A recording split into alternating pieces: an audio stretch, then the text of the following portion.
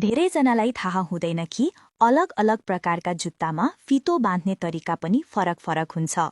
1. Converse अथवा canvas जुत्तामा फितो बाँध्ने सबैभन्दा लोकप्रिय तरिका सजिलो, आकर्षक र एकपटक हेर्दा नै सिक्न सकिने।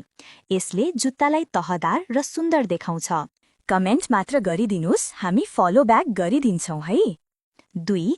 लकी नट शैलीमा फितो बाँध्दा फितोले सानो तालचा लक जस्तै आकृति बनाउँछ। मानिन्छ कि यसले शुभ भाग्य ल्याउँछ। परीक्षा, डेट वा महत्त्वपूर्ण दिनका लागि उपयुक्त। 3. चाइनिज नट शैली रातो फितो प्रयोग गरेर सानो परम्परागत गाँठो बनाइन्छ। यसले जुत्तामा सांस्कृतिक सौन्दर्य थपिदिन्छ। 4. डबल लेयर क्रिसक्रस विधि त्रिआयामिक, आकर्षक र स्टाइलिश देखिन्छ। स्ट्रीट स्टाइल पहिरनका लागि आदर्श। 5. बो नट रिबन जस्तै फितो विशेष गरी युवतीहरूको सेता स्निकर्समा धेरै प्यारा देखिन्छ। 6. फर्स्ट लभ नट साधारण तर सफा, स्वच्छ र कोमल देखिने शैली कपल फ्यासनको लागि एकदम उपयुक्त।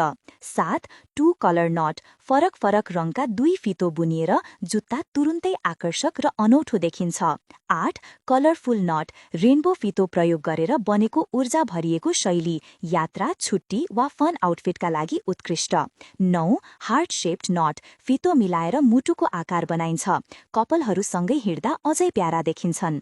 10. डबल रो बकल सफा, क्लासी र हाई एन्ड लुक दिने शैली फितो चाँडै खुल्दैन, सुरक्षित पनि हुन्छ। 11. एस शेप नट फितोले एस आकार बनाउने अनौठो तरिका भिडमा अलग देखिन चाहनेका लागि उपयुक्त। 12. विद्यार्थीहरूले मनपर्ने राउन्डलेस नट छिटो, सजिलो, फितो खुल्दैन र स्टाइलिश देखिन्छ।